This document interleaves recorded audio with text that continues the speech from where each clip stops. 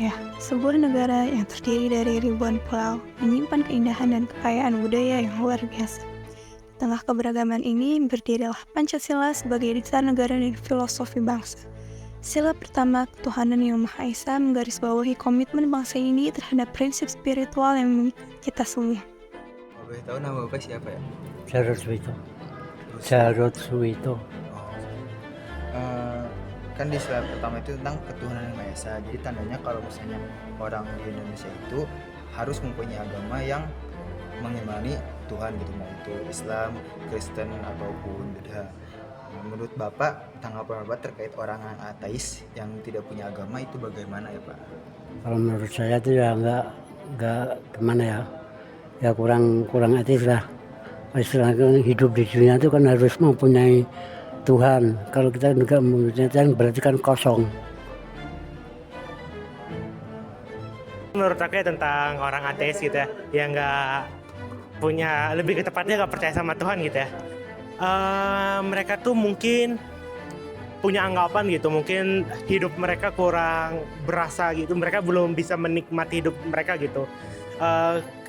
Karena kalau mereka misalnya bisa menikmati hidup mereka gitu, bisa merasa nyaman, tenang dengan hidup mereka apapun yang terjadi, pasti mereka kan percaya setidaknya ada kekuatan dari Tuhan gitu yang mendampingi mereka selama hidup mereka. Dan kalau bisa sampai mereka tidak percaya sama Tuhan, berarti itu mereka tidak hidup dalam hidupnya mereka sendiri gitu. Jadi mereka itu sebenarnya kosong gitu kalau menurut saya. Untuk orang ateis ini mereka cenderung memisahkan diri gitu ya, lebih memilih tentang apa yang mereka percayai. Jujur untuk dari sistem ketuhanan sendiri kita juga kan tidak bisa mengajak gitu atau memaksakan seseorang untuk bisa mengikuti sesuai dengan apa yang kita percayai gitu, karena memang pada dasarnya manusia selalu mempunyai keyakinan atas apa yang telah dia yakini ataupun apa yang pernah dia lalui gitu. Mungkin itu sih.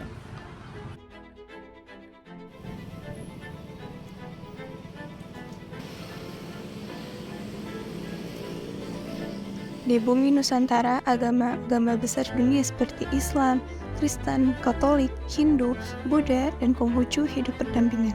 Selain itu, kepercayaan tradisional seperti Kejawen dan Sunda Wiwitan juga tetap lestari. Setiap agama dan kepercayaan ini memiliki cara unik untuk menyembah Tuhan yang Maha Esa. Mari kita melihat lebih dekat bagaimana mereka merayakan iman mereka dalam harmoni dan kebersamaan. Lalu kalau misalnya dalam pandangan Bapak kan ada juga tentang agama-agama yang agama-agama kayak budaya gitu, kayak kejawen sebagainya. Menurut Bapak kepercayaan seperti itu bagaimana ya, yang kepercayaan daerah? Kalau masalah kayak gitu mas saya kurang tahu ya. Kayak masalah kepercayaan itu kan memang dia tuh kadang-kadang kan namanya agamanya Islam, tapi dia mempunyai kepercayaan di bidang itu. Yang penting dia tuh percaya bahwa Tuhan itu ada gitu.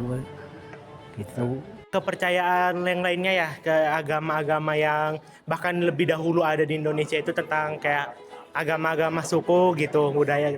Nah, kalau itu mah aku masih setuju gitu ya, karena memang itu tuh udah ada sejak lama dan mereka itu tetap bagaimana jatuhnya ya, tetap jatuhnya itu sama kayak kita, cara kita beragama juga, cara kita beribadah juga sama juga. Mereka percaya adanya kekuatan gitu, walaupun memang sumbernya biasanya berasal dari alam gitu ya, dan itu fine aja, sah aja bagi saya gitu ya, karena dalam hal ini pun negara juga sudah memperbolehkan gitu tentang kepercayaan yang lainnya gitu, dan tidak dilarang lagi. Untuk tradisi daerah seperti itu mungkin jatuhnya lebih untuk melestarikan budaya aja sih Kak, karena mungkin saya juga mempunyai tradisi saya sendiri gitu, dan memang dasarnya sendiri itu lebih tidak bersifat hukum, tapi lebih mencirikan bahwa kita mempunyai adat atau budaya dan ciri khas kita sendiri. Kalau di Islam ini Tuhan dulu kita semayangnya gitu. Baru ke leluhur, tadi ini leluhur. Kemana Pak? Ya, patung ini di sini semayangnya. Sana Oh, di sini ada Tuhan. Bisa masuk aja di sini, masuk aja. Di sini ke sana itu lewat warung itu kalau tidak. Nah, di sini namanya detection. Nah, ini tiba rezeki. Dan itu dari mati.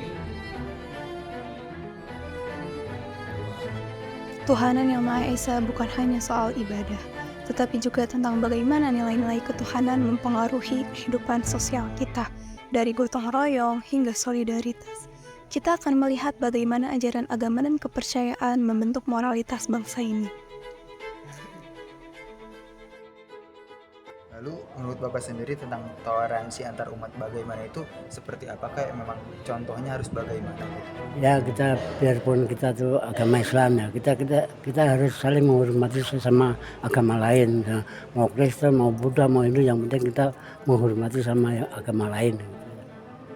Simpel aja sih kalau tentang toleransi umat beragama tuh bagaimana kita jatuhnya tuh bagaimana kita bisa menghargai, ingin dihargai, saling mengerti dan bisa dimengerti gitu. Simpelnya seperti itu aja sih. Mungkin gambaran yang lebih jelasnya tiap orang yang mempunyai keyakinan masing-masing itu bisa saling menghargai ataupun saling terbuka gitu tentang apa yang ia yakini tanpa menjudge seseorang dari sisi keyakinannya tersebut. Karena di satu sisi kan Indonesia memiliki banyak keberagaman, jadi memang dasarnya kita harus saling terus menghormati dan tidak saling bersinggungan karena ada perbedaan. Dalam perjalanan ini, kita telah melihat bagaimana ketuhanan yang Maha Esa dihayati di seluruh Nusantara, dari harmoni hingga tantangan, dari ritual keagamaan hingga etika sehari-hari. Kita menemukan bahwa prinsip ini adalah dasar yang kuat bagi persatuan dan kesatuan. Melalui dokumenter ini, kami berharap dapat menginspirasi penonton untuk terus menjaga dan mempromosikan toleransi serta kerukunan antar umat beragama. Bersama-sama, mari kita meniti cahaya menuju masa depan Indonesia yang lebih damai dan bersatu.